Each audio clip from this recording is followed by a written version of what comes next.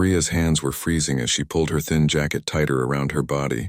It was almost midnight, and the November wind cut right through the worn fabric like it wasn't even there. She'd just finished her shift at the convenience store, and her feet ached from standing for 8 hours straight. But she couldn't think about that now. She had to get home, grab maybe 4 hours of sleep, and then head to her morning job at the diner across town. At 19, this was her life. 2 jobs, barely enough money to pay rent, and a tiny studio apartment that was more like a closet than a home. But Maria never complained. She'd learned a long time ago that complaining didn't change anything. You just had to keep moving forward, one tired step at a time. The usual route home would take her 20 minutes, walking through streets that weren't exactly safe but weren't terrible either. Tonight, though, Maria decided to take the shortcut through the alley behind the strip mall. It would save her 10 minutes, and right now 10 minutes felt like gold. She needed every minute of sleep she could get. The alley was dark. Only one flickering streetlight at the far end gave off any kind of glow. Maria walked quickly, her sneakers making soft sounds against the broken pavement. Dumpsters lined both sides of the alley, overflowing with trash bags and cardboard boxes. The smell wasn't pleasant, but she'd smelled worse. She was about halfway through when she heard it.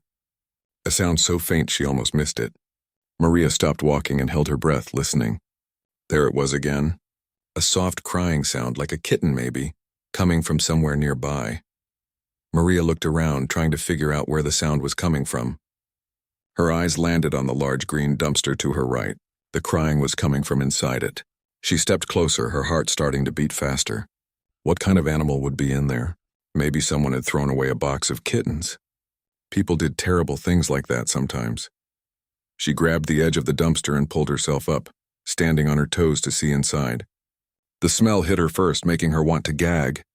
Rotten food, dirty diapers, and things she didn't want to think about.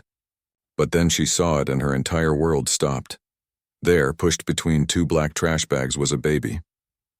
A real living baby. The tiny infant was wrapped in what looked like a torn plastic grocery bag, lying on top of garbage like it was nothing. Like it meant nothing, Maria didn't think. She didn't have time to think. She climbed up the side of that dumpster faster than she'd ever moved in her life. Her hands were shaking as she reached down and carefully lifted the baby out of the filth. The infant was so small, so incredibly small and cold to the touch. The crying had stopped, and that terrified Maria even more than the crying had. She jumped down from the dumpster, cradling the baby against her chest. She tore off her jacket, the only warm thing she had, and wrapped it around the tiny body. That's when she noticed the umbilical cord still attached, dried blood on the baby's stomach. This wasn't just an abandoned baby. This was a newborn, maybe hours old. Maria started running. She didn't know exactly where the nearest hospital was, but she knew the general direction. Her legs burned and her lungs screamed for air, but she didn't stop. She couldn't stop. This baby needed help. Needed it right now, and Maria was the only person who could give it. She ran for 6 blocks before she saw it. The emergency room entrance lit up like a beacon. Maria burst through the automatic doors, and every person in that waiting room turned to look at her. She must have looked crazy, hair wild, no jacket, breathing hard, holding a bundle that smelled like garbage. "Help!" The word came out as more of a gasp than a shout. "I found a baby. Please, someone help."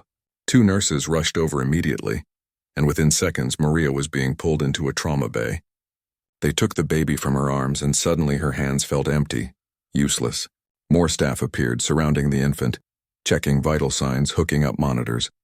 Maria stood against the wall, watching everything happen in a blur. A doctor appeared next to her, a kind-looking woman with gray hair pulled back in a bun. "Where did you find the baby?" she asked gently. "In a dumpster," Maria said, her voice shaking, "behind the strip mall on 5th Street. She was just lying there in the trash. I heard her crying and I looked and—" She couldn't finish the sentence. Tears were running down her face now, and she didn't even try to stop them. The doctor put a hand on Maria's shoulder. "You saved her life.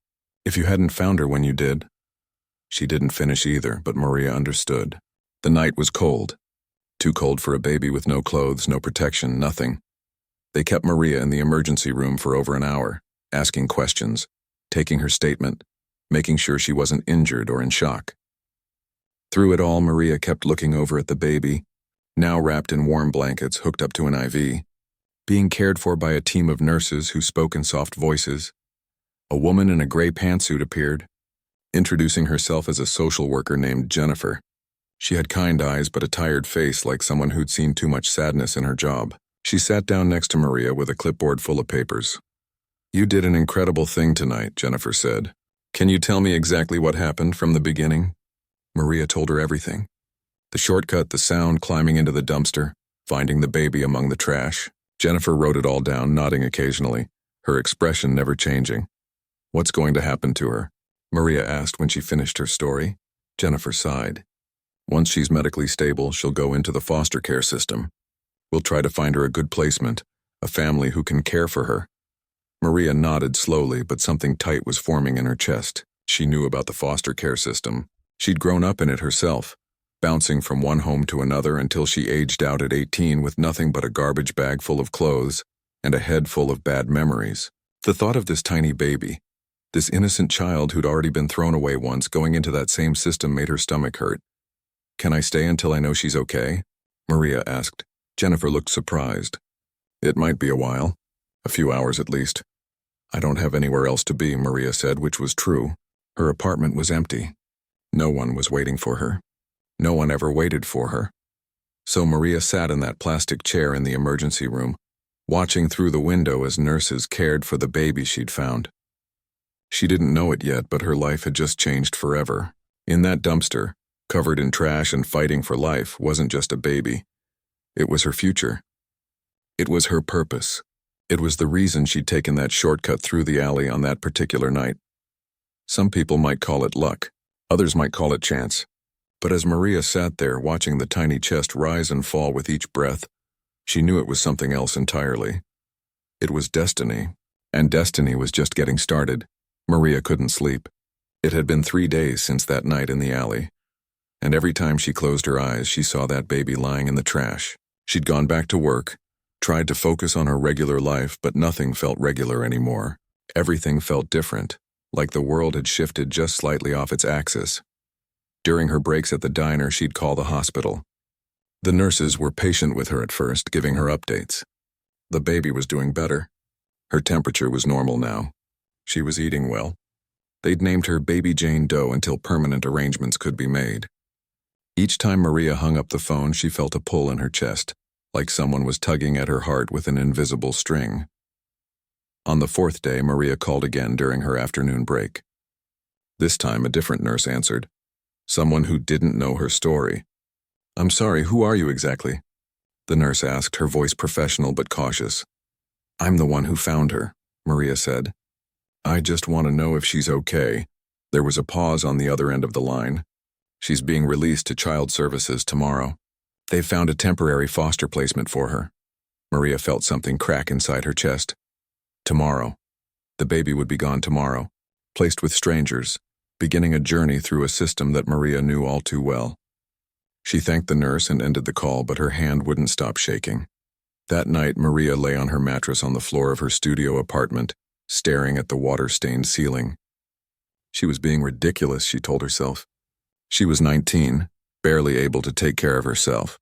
She worked 2 minimum-wage jobs and lived in an apartment that was basically a box with a bathroom. What could she possibly offer a baby?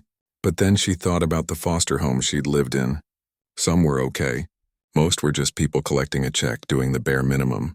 A few were bad enough that she still had nightmares about them. She thought about aging out of the system with nothing. No family, no support, no one who cared if she lived or died. Was that going to be this baby's future too? At 2 a.m, Maria made a decision that everyone would tell her was crazy. She grabbed her phone and searched for the number of child services. She'd call in the morning. She'd ask about becoming a foster parent. It was probably impossible, but she had to try. She couldn't save every kid in the system, but maybe, just maybe, she could save this one. The next morning, Maria called the number before she could talk herself out of it. A receptionist transferred her to a caseworker, and Maria found herself explaining her situation to a woman who sounded skeptical from the first word. "Ms. Rodriguez, I appreciate what you did for this child," the caseworker said, "but becoming a foster parent requires meeting certain criteria. Do you have your own bedroom separate from where the child would sleep?" Maria looked around her studio. "Not yet, but I could find a bigger place." "And your income?" Foster parents need to demonstrate financial stability. I work 2 jobs, Maria said, knowing how weak that sounded. The caseworker sighed. Look, I can send you the information packet, but I want you to understand this is a lengthy process. Background checks, home studies, training classes. It takes months, and there's no guarantee of approval. I understand, Maria said. Please send me everything. She hung up feeling deflated but not defeated. That afternoon she went to see her landlord, Mr. Chen, an older man who owned several properties in the neighborhood. She knocked on his door with sweaty palms. I need to move into a 1-bedroom, she told him when he answered. I know they cost more, but I can pay. I'll work extra shifts. I'll do whatever it takes.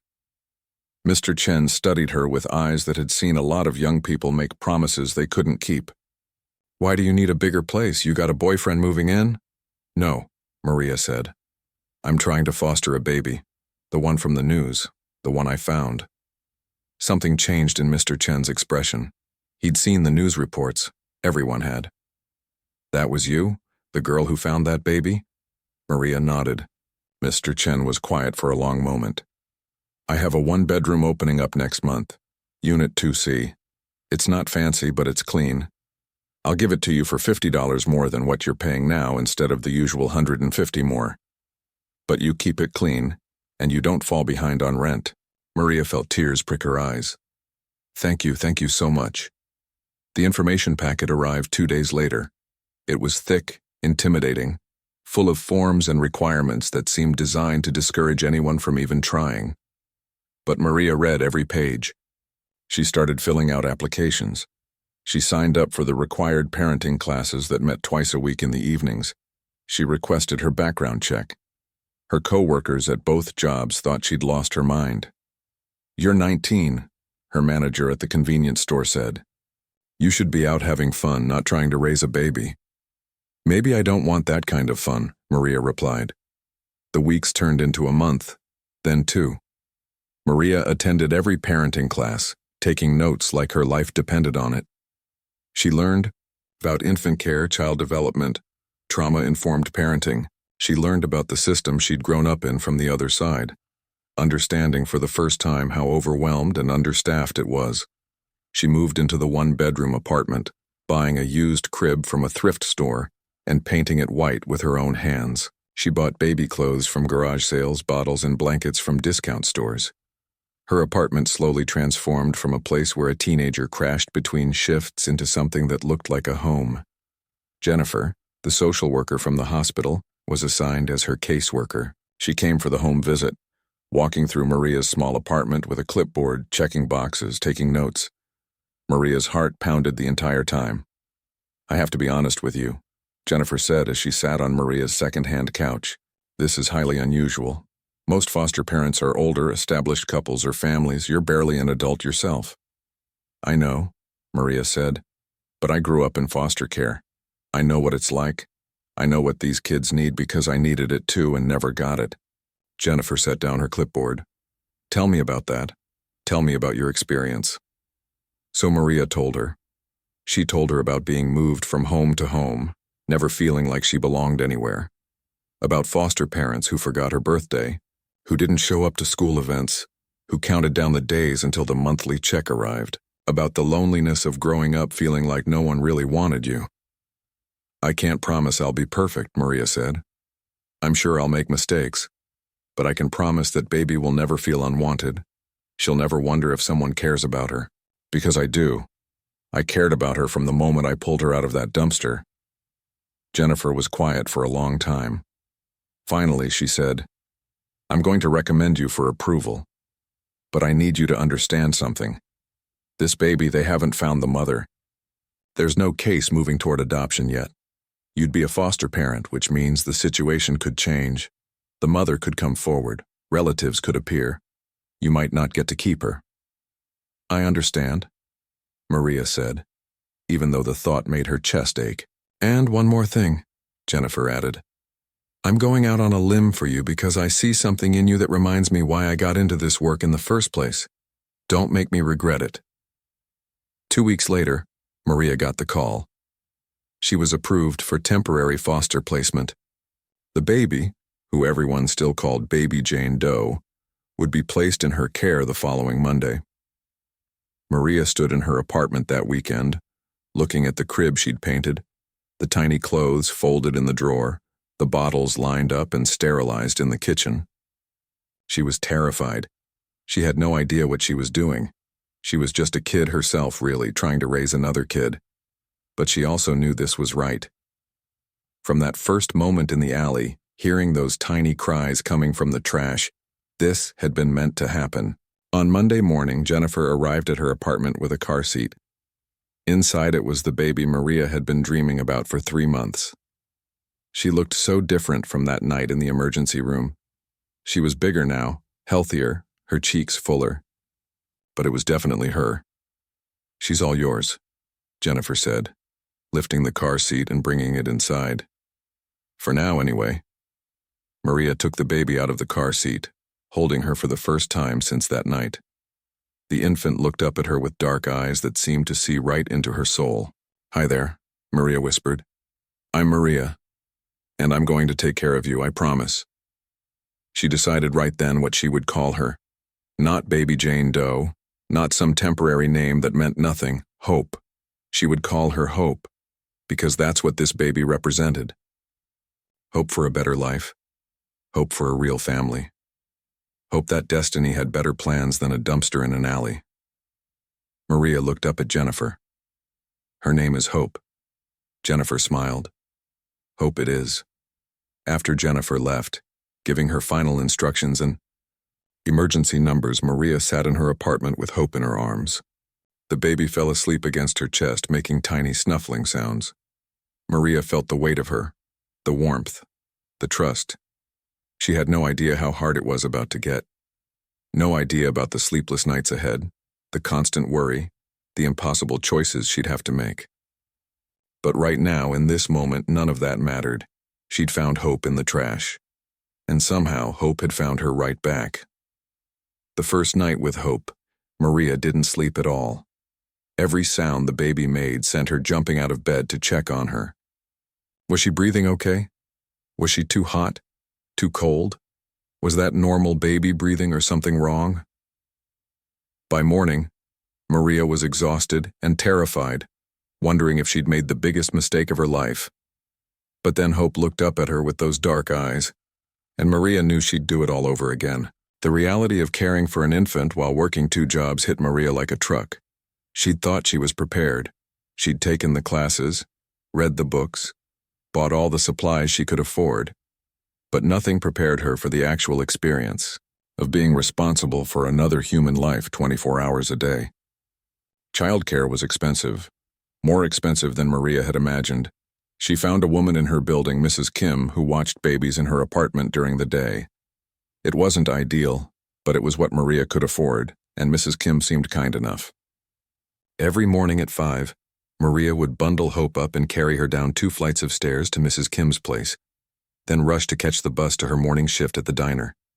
She'd work until 2, race back to get Hope, bring her home, try to do laundry or clean or grocery shop with a baby on her hip, then get Hope fed and down for a nap before heading to her evening shift at the convenience store. Her landlord, Mr. Chen, had started watching Hope during those evening hours, refusing to take any money for it. "I like babies," he'd said gruffly. "Keeps me company." The money situation was brutal. Formula was expensive. Diapers were expensive. Everything a baby needed was expensive. Maria found herself buying the cheapest food for herself, mostly rice and beans, so she could afford the good formula for Hope. She stopped buying coffee, stopped any kind of treat or luxury. Her shoes had holes in them, but Hope had warm clothes. Her coworkers at the diner thought she was crazy. "You're wasting your youth on this, Linda," one of the older waitresses told her one day. "That baby isn't even yours. She could get taken away tomorrow."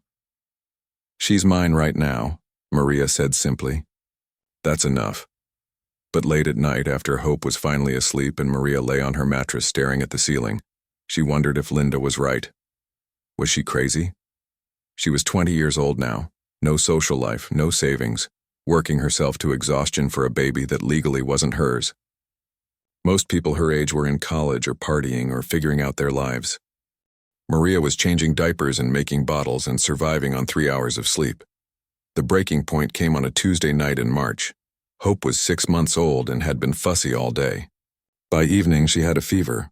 Maria checked the thermometer 3 times, her hands shaking. 102 degrees too high. Way too high. She called Jennifer, her caseworker, who told her to take Hope to the emergency room immediately. Maria's heart sank. She looked at her wallet. She had $8.32 until her next paycheck, which was 3 days away. But what choice did she have?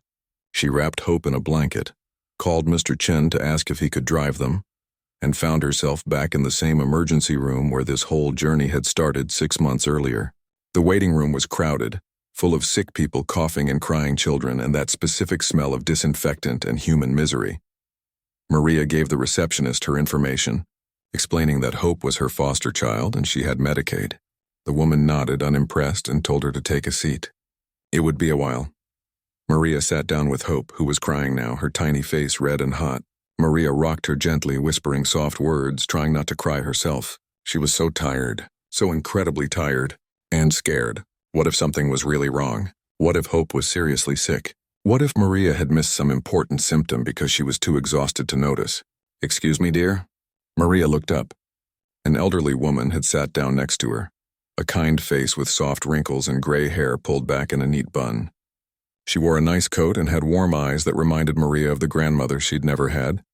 "Is your baby all right?" the woman asked gently. "She has a fever," Maria said, her voice cracking. "I don't know what's wrong."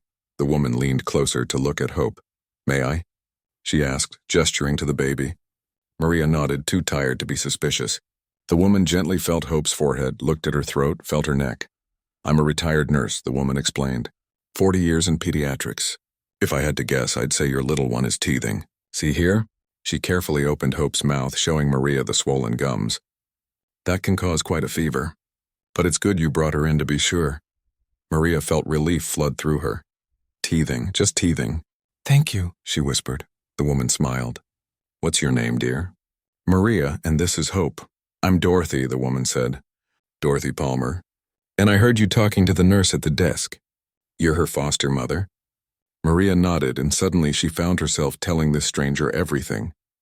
About finding Hope in the dumpster, about fighting to become her foster parent, about working 2 jobs and being so tired she sometimes forgot what day it was, about having $8 in her wallet and no idea how she'd pay the medical bills. Dorothy listened to all of it, her expression never changing to judgment or pity. She just listened. When Maria finished, Dorothy was quiet for a moment. "You know," Dorothy said slowly, "you remind me of my daughter. She had that same fierce love, that same determination. She passed away 5 years ago, cancer, and I miss her every single day." "I'm sorry," Maria said softly. Dorothy patted her hand. "Don't be sorry, dear. Just be yourself. That's clearly enough for this little one." She looked at Hope, who had fallen asleep against Maria's chest. "Tell me, Maria, do you have family helping you? Parents? Siblings?" Maria shook her head. "I grew up in foster care. Aged out at 18. There's nobody."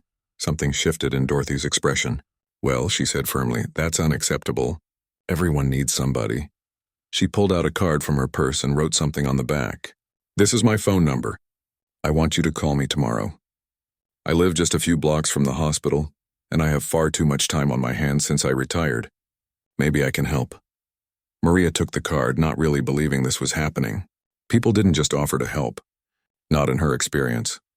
They called Hope's name 20 minutes later. The doctor confirmed what Dorothy had suspected. Teething, nothing serious. They gave Maria some advice about infant pain reliever and sent her home. The bill, the receptionist said, would be mailed to her. Maria didn't want to think about that. Mr. Chen drove them home and Maria carried Hope up to their apartment.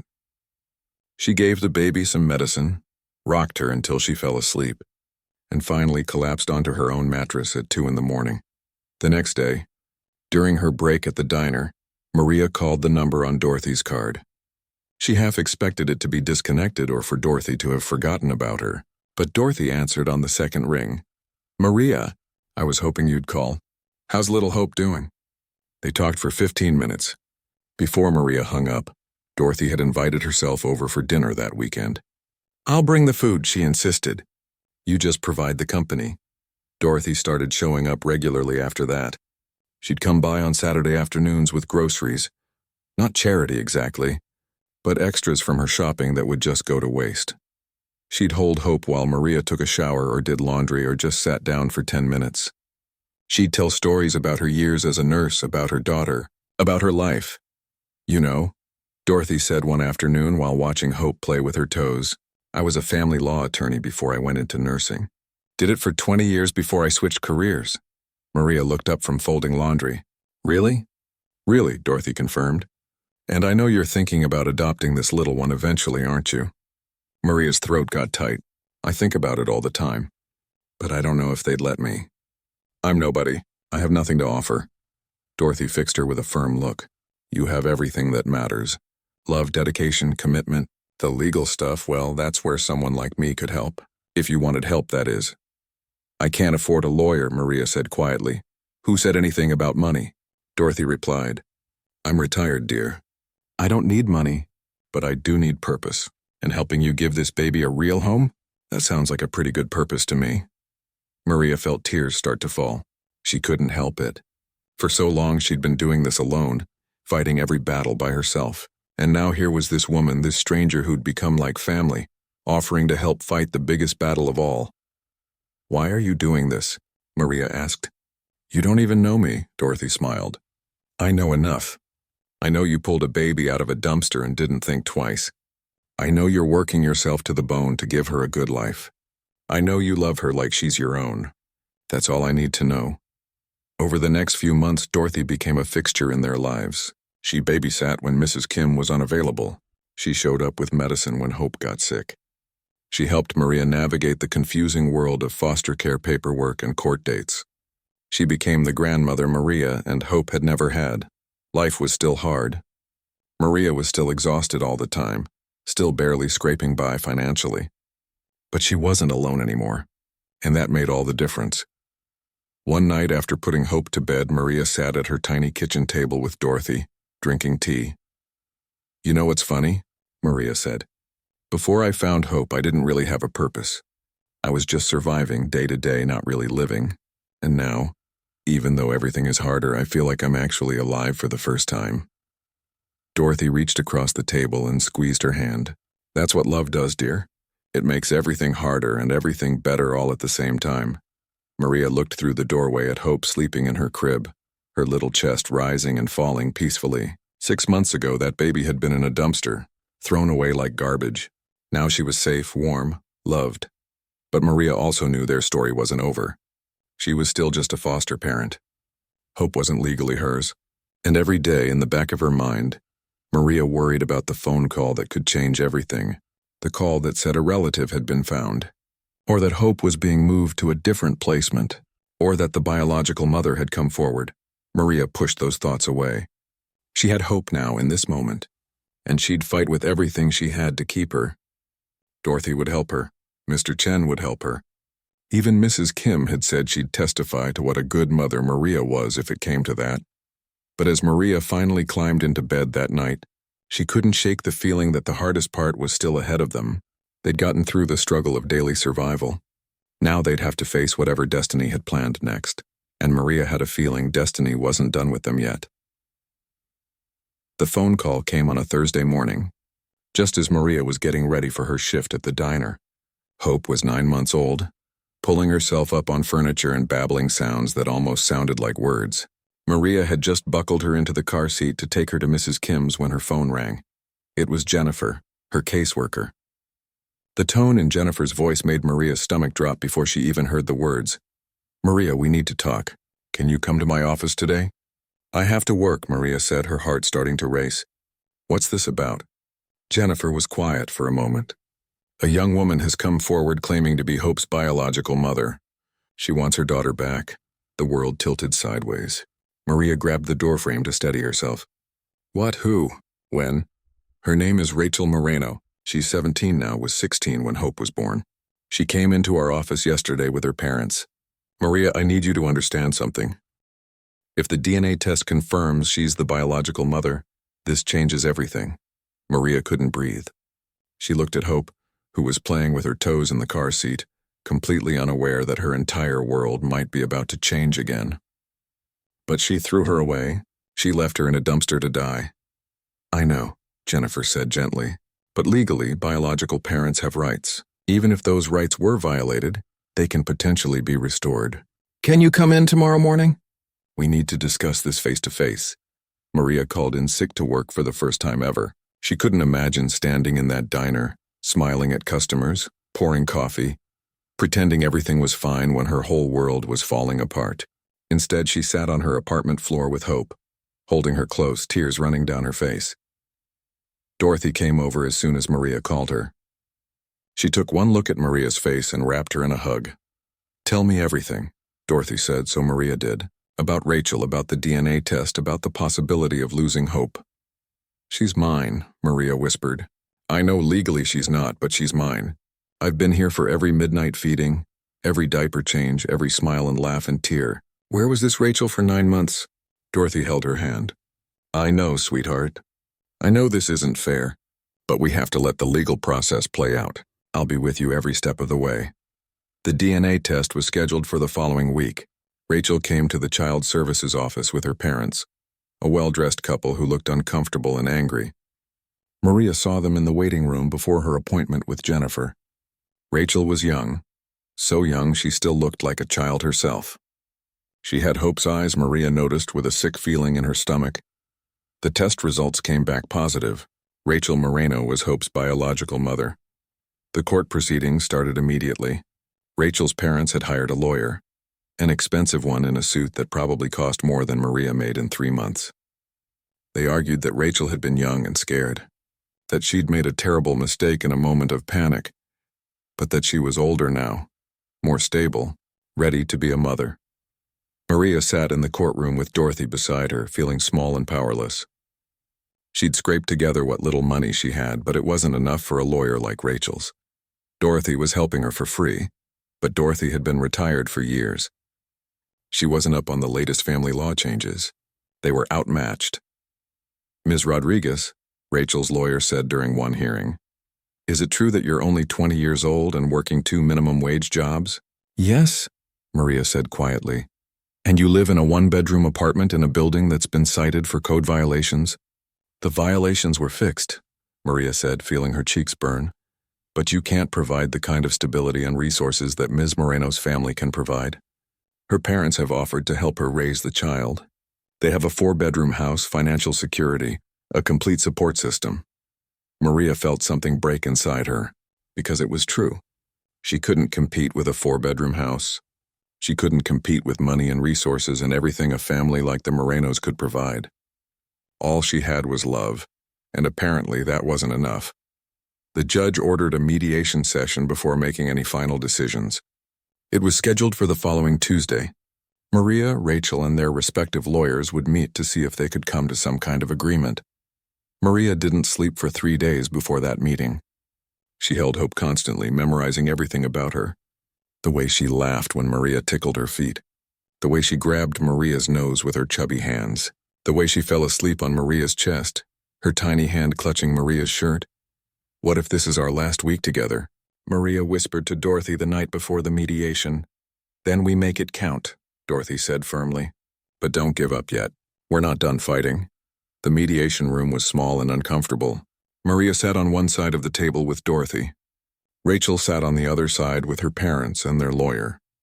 Jennifer, the caseworker, sat at the head of the table as the mediator. Rachel wouldn't look at Maria at first.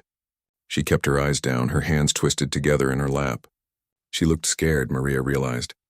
Not angry or demanding, just scared. Let's start by having each party explain their position, Jennifer said. Ms. Moreno, would you like to begin?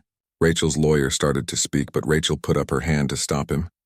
She looked up directly at Maria for the first time. Can I just talk? Rachel asked quietly.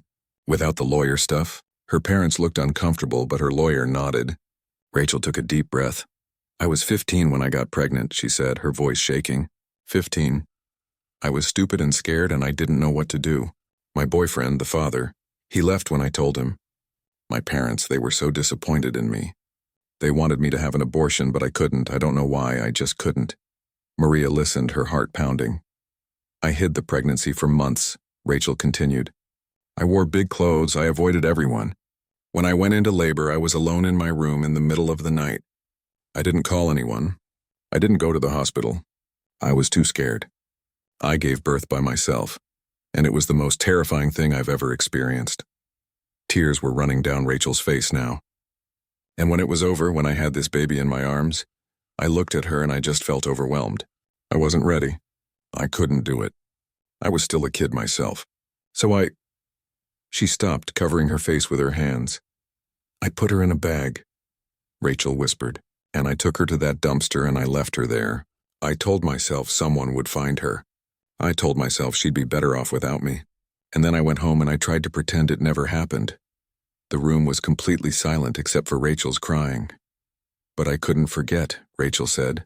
Every day since then I've thought about her, about what I did, about whether she was alive or dead. And then I saw the news stories about the adoption proceedings and I recognized the location where she was found. And I knew it was her, my daughter.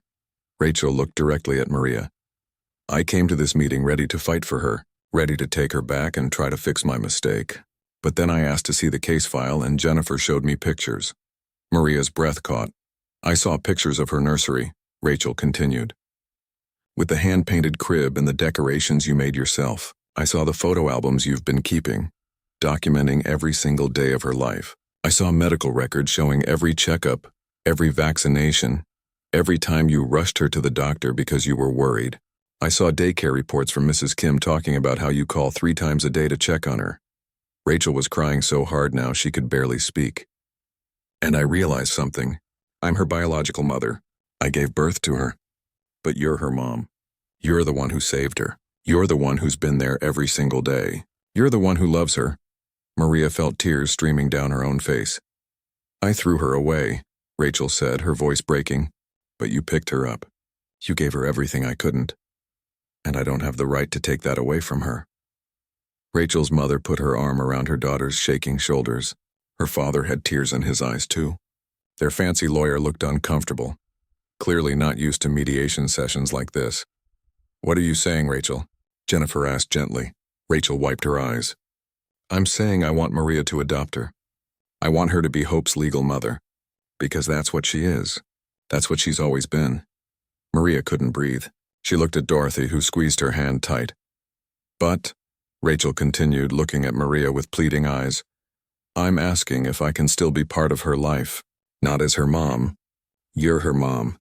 But maybe as someone who cares about her. Someone who can tell her one day that I'm sorry, and that giving her to you was the only good decision I've ever made. Maria didn't trust herself to speak. She'd spent weeks preparing to fight for Hope, ready to battle this girl who wanted to take her daughter away. But Rachel wasn't taking anything. She was giving everything. I'd like that, Maria finally managed to say. I'd like Hope to know you. Not the story of what happened. Not until she's old enough to understand. But to know you as someone who cares about her. Rachel smiled through her tears. Thank you. The lawyers started talking about arrangements, about open adoption agreements, about visitation schedules. But Maria barely heard them. She was looking at Rachel, seeing not a threat or an enemy, but a scared teenager who'd made a terrible mistake and was now trying to make it right. Rachel, Maria said quietly, interrupting the lawyers. Rachel looked up. Thank you. For giving her life. And for trusting me with it. Rachel nodded, unable to speak. The mediation ended with an agreement. Rachel would voluntarily terminate her parental rights, clearing the way for Maria to adopt Hope. In exchange, Maria would agree to supervised visits twice a month, with the possibility of more as Hope got older. Rachel's parents, seeing their daughter's conviction and Maria's dedication, offered to help Maria with some of the legal fees. As they left the building, Dorothy put her arm around Maria's shoulders. You did good in there, sweetheart, Maria shook her head. Rachel did good. She could have fought. She has money and resources and everything I don't have, but she chose to do what was best for Hope instead of what was easiest for her.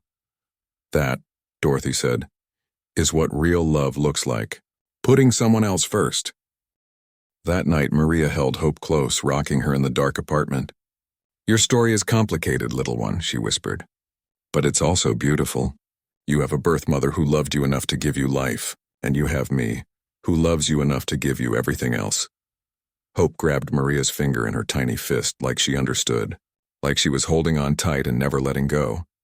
The legal battle was over, but the real journey was just beginning. Maria had won the right to be Hope's mother. Rachel had earned the right to be part of Hope's life. And together they'd figure out how to make this complicated, beautiful, impossible situation work. Because that's what family did. Even when that family looked nothing like anyone expected, the adoption was finalized on a sunny morning in June. Maria stood in the courtroom wearing a dress Dorothy had bought her for the occasion. Hope balanced on her hip in a white outfit with tiny flowers on it. The judge signed the papers, smiled at them, and said the words Maria had been dreaming of for over a year. "Congratulations, Ms. Rodriguez, she's officially yours." Maria burst into tears right there in the courtroom. Dorothy, Mr. Chen, Mrs. Kim, Jennifer the caseworker, and even Rachel with her parents were all there, all of them crying and smiling at the same time.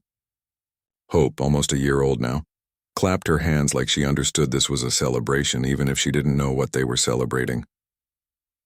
Outside the courthouse, Rachel approached Maria nervously. They'd seen each other twice a month for supervised visits, but things were still awkward between them, both of them trying to figure out how to navigate this strange new relationship. "Congratulations," Rachel said softly. "Really, I'm happy for both of you." "Thank you," Maria said. "For everything. For this." She gestured to Hope, who was reaching for Rachel's necklace. "Want to hold her?" Rachel's eyes widened. "Really?" "Really," Maria said, and carefully transferred Hope into Rachel's arms. Rachel held Hope gently like she was made of glass, tears sliding down her cheeks. "Hey there, little one," she whispered. "Look at you. You're so big now." Hope grabbed Rachel's finger and smiled. It was a small moment, but it felt important, like a door opening to something new. Rachel's father, Mr. Moreno, cleared his throat. He'd been distant at first, uncomfortable with the whole situation, but Maria had noticed him softening over the past few months. "Ms. Rodriguez," he said formally, "may I speak with you for a moment?" Maria handed Hope to Dorothy and walked a few steps away with Mr. Moreno. He looked uncomfortable, like he wasn't used to not knowing what to say. "My brother owns a property management company," he said finally. "They're looking for someone to work in the office, handling tenant communications and maintenance requests. It's not glamorous work, but it's 40 hours a week, benefits, and pays better than what you're making at your current jobs." Maria stared at him. Are you offering me a job?" "I'm telling you there's an opening," Mr. Moreno said. "What you do with that information is up to you. But if you applied, I think you'd have a good chance." He paused. "Rachel talks about you a lot. About how hard you work, how you're always there for Hope. My brother's company needs people like that, people who don't give up." Maria felt her throat get tight. "Thank you. I'll apply today," Mr. Moreno nodded. "Good, and Ms. Rodriguez? Thank you for letting Rachel be part of this. It means more to her, to all of us, than you know." 3 weeks later, Maria started her new job. It meant she could quit both of her old jobs, work normal hours, see Hope in the evenings and weekends. For the first time since finding Hope in that dumpster, Maria felt like she could breathe, like maybe they were going to be okay. Dorothy, meanwhile, had been busy with her own plans. One afternoon, she invited Maria to her house, a lovely place with a garden and rooms filled with photos of the daughter she'd lost. They sat in the kitchen drinking tea while Hope played with blocks on the floor. "I've been thinking," Dorothy said. "I'm 78 years old. I have more money than I need and no one to leave it to. My daughter is gone, I never had grandchildren, and I'm not getting any younger." Maria wasn't sure where this was going. "So I've set up a trust fund," Dorothy continued, "for Hope's education. Nothing extravagant, but enough to make sure she can go to college one day without drowning in debt. You can't access it, only she can when she turns 18, but I wanted you to know it's there." Maria's eyes filled with tears. "Dorothy, you don't have to do that." "I know I don't have to," Dorothy said. "I want to. You and Hope, you've given me a purpose again. You've made me feel like family. This is what family does." Maria got up and hugged the older woman tight. "You are family. You've been family since that night in the emergency room." As the months passed, life settled into a new normal. Maria worked her regular job, came home to Hope every evening, and slowly started to believe that this was real. That Hope was really hers, that no one was going to take her away.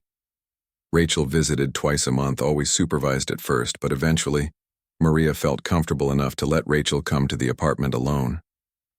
They'd never be best friends, but they'd developed a respect for each other. Rachel was going back to school, working on getting her GED, talking about maybe going to community college. She told Maria once that saving Hope had saved her too, in a way. It had made her want to be better, to fix her life. "I don't want her to be ashamed of me," Rachel had said. "When she's old enough to understand everything, I want her to see that I'm trying to be someone worth knowing." On Hope's second birthday, they had a small party at Maria's apartment. Dorothy made a cake. Mr. Chen brought decorations. Mrs. Kim came with her husband and their own grandchildren. Rachel came with her parents, bringing more presents than Maria thought appropriate, but not having the heart to refuse them. They sang Happy Birthday, and Hope, in her high chair with frosting all over her face, laughed and clapped. Maria looked around the room at all these people who'd become her family, who'd shown up for a girl and a baby, who'd started with nothing, and she felt overwhelming gratitude. After the party, after everyone had left, Maria sat in the rocking chair with Hope, reading her favorite story for the third time that night. Hope's eyes were getting heavy, her thumb finding its way to her mouth. "You know what, little one?" Maria whispered. "2 years ago I found you in a dumpster.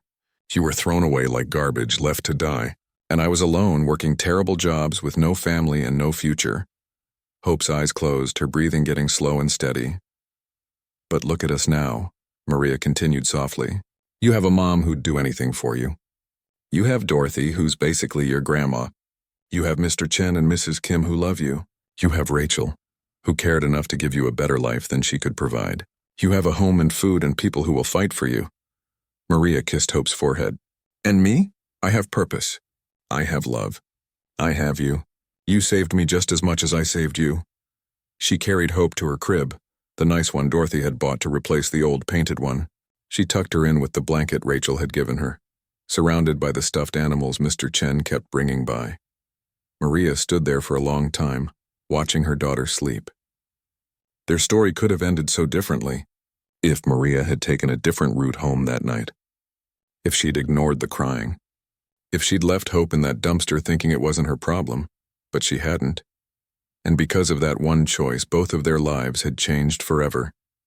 Some people might say it was luck. Random chance. Being in the right place at the right time, but Maria knew better. She'd known from that first moment in the alley, hearing those tiny cries in the darkness. It was destiny. Destiny had put her in that alley at that exact moment. Destiny had given her the courage to climb into that dumpster. Destiny had given her the stubborn determination to become Hope's foster parent against all odds. Destiny had brought Dorothy into their lives. Destiny had softened Rachel's heart and made her choose love over possession. Destiny had taken a poor girl with nothing and a baby thrown away like trash, and had woven their lives together into something beautiful.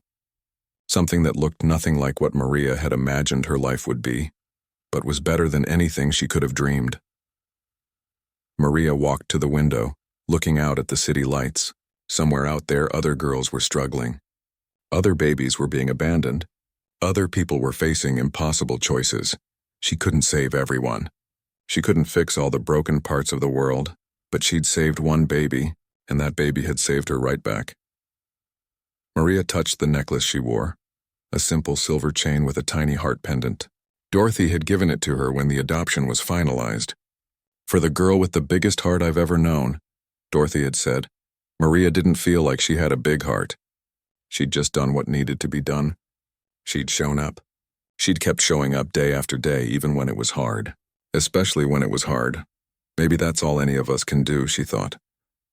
Just show up, do the next right thing, love the people in front of us with everything we have. Behind her, Hope made a small sound in her sleep. Maria turned and smiled. Her daughter, her family, her purpose. 2 years ago, in a dark alley behind a strip mall, destiny had set its plan in motion. It had brought together a desperate baby and a lonely girl who both needed saving.